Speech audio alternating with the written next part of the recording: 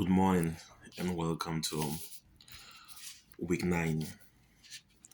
So, the first question says discuss mandatory reporting involving intimate partner violence. What are you required to report and what must you keep confidential with adult clients?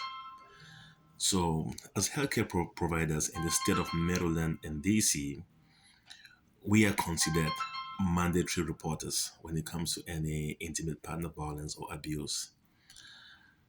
You realize most often during each session or prior to each admission process, the therapist always clearly informs the client that by law we are required to report any case of abuse or intimate partner violence because instead of Maryland and DC, they are considered mandatory reporting. You know, the things that we keep confidential are the client's medical record and any injury they sustain. Medical records and clients' injuries are kept confidential.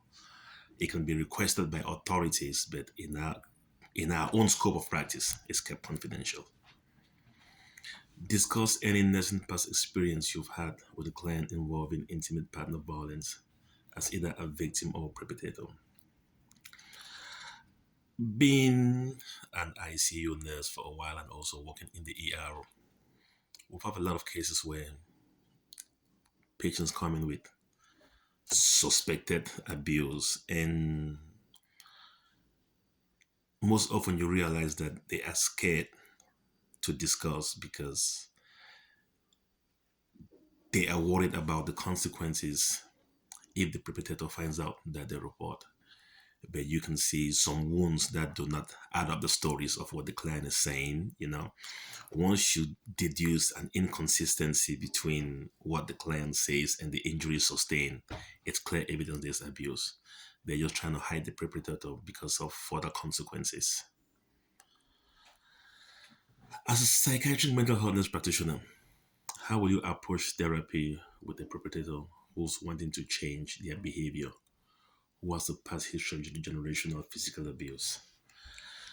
As a psych NP, my goal will be individual counseling first, then group later. Individual counseling will be focused on CBT or DBT.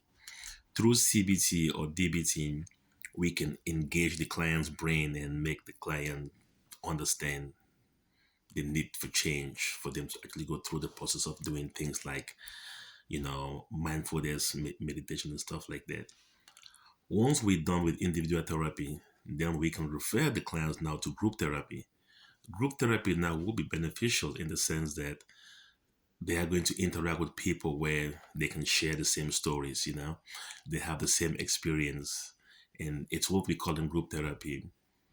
You are able to walk the walk and talk the talk, meaning you are with people that understand your story and you guys can walk through that journey together in a non judgmental fashion because you guys have a common story to share.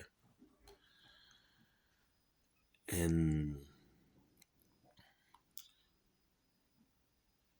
next question says abusing child and angry outbursts. What's the best therapy modality and why is this person benefit from group therapy? Okay, same thing I just said. So it's about DBT and CBT first individually for the client, for them to understand that they have to change first. Then we refer them to group therapy where they'll meet people who share their same story. Thank you. Have a blessed day. Bye.